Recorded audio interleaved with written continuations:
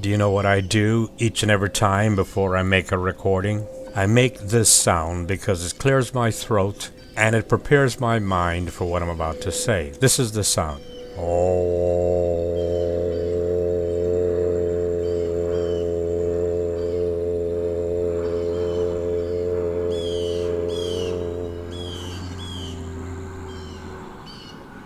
Now you know. Okay, I know you didn't ask for that, but I thought I would share it anyway. Now, what about today? I love watching the activities of life at and around my woodpile. I really do. These birds and squirrels teach me a lot about life, living, and myself. Watching my woodpile also does one very important thing. It brings into focus the real world as it is. I get email, and I learn a lot from my email. I also try my best to understand all my email. One suggests that mankind was created by God, a God that demands that we worship Him. The author of the email cites that many times that God iterated about His power by destroying women, children, cities for those who disobey. Personally, I reject that image in many ways. First of all, I refuse to genderize God. I don't even know if the word genderize is a word, but the point is, if anything, God would be a female, a creator. For another, I don't see God as a vengeful, hateful, and destructive being. If anything, the opposite is true. I'm smart enough to observe my world, and in doing so, I can imagine how it really is. In watching these birds and animals, this is what I have learned. I placed the sticks and created the woodpile. I added the food, and I continue to add the food every day. I get great pleasure for what I have created. I did it all for my pleasure. The birds show their appreciation by taking advantage of the world that I have created. At no time do they offer any sacrifices to me, or for that matter, even acknowledge what I have done. When there's food, then it's eaten for them. Then I think about my own children. I love them unconditionally. They need not thank me for anything. They are in this world as a blessing. That's right, a blessing to me, and their gratitude, if any, is voluntary.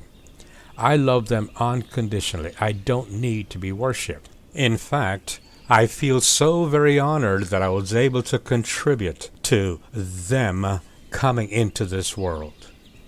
So it is with this world. We have been given Eden, our environment. We can either destroy it or enhance it. We need not pollute it, and we shouldn't pollute it. We are spiritual beings occupying a physical body to share and to learn and to become more perfect. In the process, we reap what we sow, and we suffer the consequences of our own behavior. Our enlightenment is at our pace. Our contract for free will is that we enjoy the rewards of our own actions and suffer the consequences of our own behavior. Our souls are eternal. So many sages affirm that.